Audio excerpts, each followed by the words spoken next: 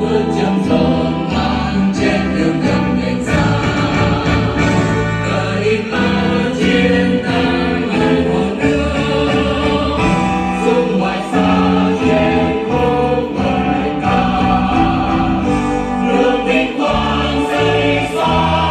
quân hùng tham gia nào cùng nhau lập chiến đấu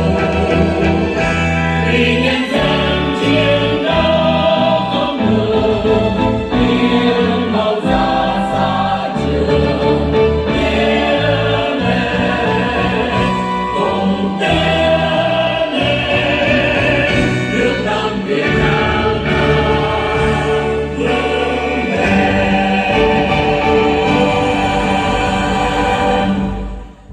Kính mời các đồng chí lãnh đạo cùng toàn thể quý vị chúng ta cùng an tọa.